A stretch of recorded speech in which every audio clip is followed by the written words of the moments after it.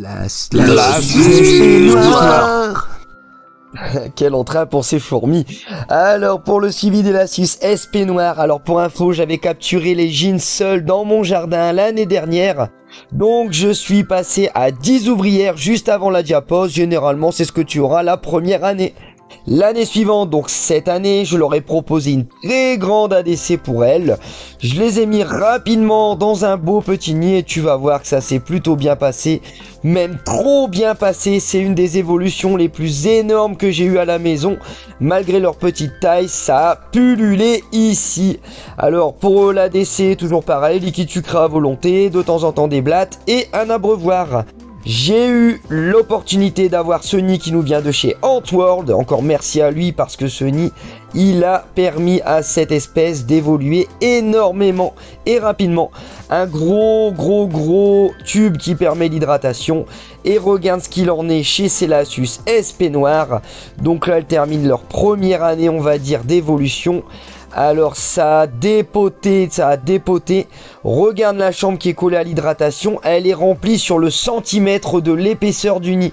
C'est te dire qu'il y en a énormément. Tu peux voir aussi qu'il y a encore des naissances, hein. J'ai encore quelques fourmis blanches translucides.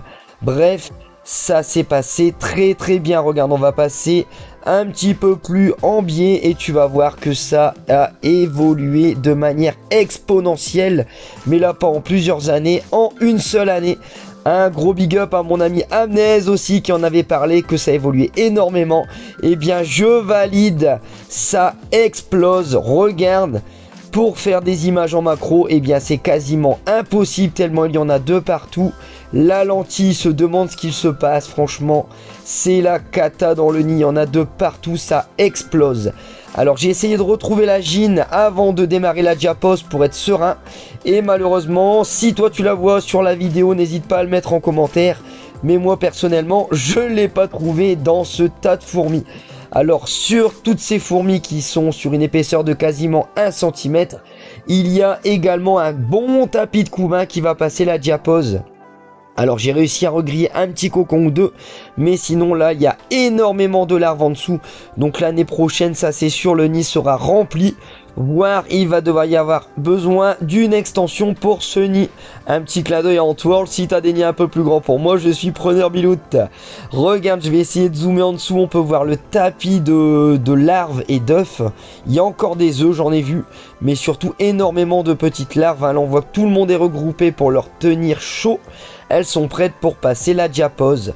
Alors durant cette année, je leur ai mis une blatte par semaine, quasiment, pas plus. Du liquide sucré qui a été changé tous les semaines et à volonté. Et l'hydratation, et bien voilà, le tube, enfin le nid est hydraté correctement. Et la DC est quasi sèche, on va dire. Hein. Voilà, si tu regardes, on peut voir quelques petits œufs là-bas au mieux, mais c'est vraiment très difficile de filmer ça. Là, il y en a un peu moins, on va pouvoir faire le focus et profiter de cette belle petite espèce noire qui est tant redoutée parce que elle peut rechigner beaucoup, parce qu'il y en a énormément en France, parce qu'elle évolue tranquillement la première année, donc certains n'aiment pas, mais regardez l'explosion l'année d'après, et parce que c'est une espèce française qui paraît facile, qui malgré quelques erreurs va évoluer quand même, mais au final moi j'étais jamais arrivé à cette évolution personnellement, étant donné que je les mets dans des nids qui ont besoin d'humidité régulièrement, et ça j'ai du mal.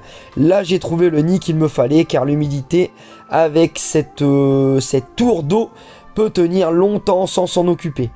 Alors c'est une espèce qui est aussi grande, on va dire, en population, hein. Normalement elle va donner des milliers d'ouvrières les années suivantes, donc franchement ça promet. Si toi aussi t'es team Lasius, n'hésite pas à le dire. Toi aussi, vote pour les Lasius, on en a marre des campos, on en a marre des exotiques. Vote pour les Lasius, franchement je vais les garder, ça c'est sûr. J'avais 3-4 fondations, j'en avais offert en début de cette année. Si toi aussi tu avais reçu une de ces sœurs, n'hésite pas à te montrer, à me dire où elle en est en cette fin d'année également, pour pouvoir comparer avec sa sœur qui est ici présente.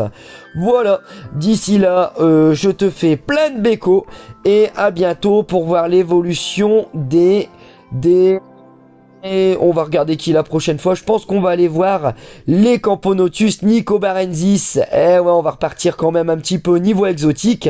D'ici là, abonne-toi et à plus dans le bus.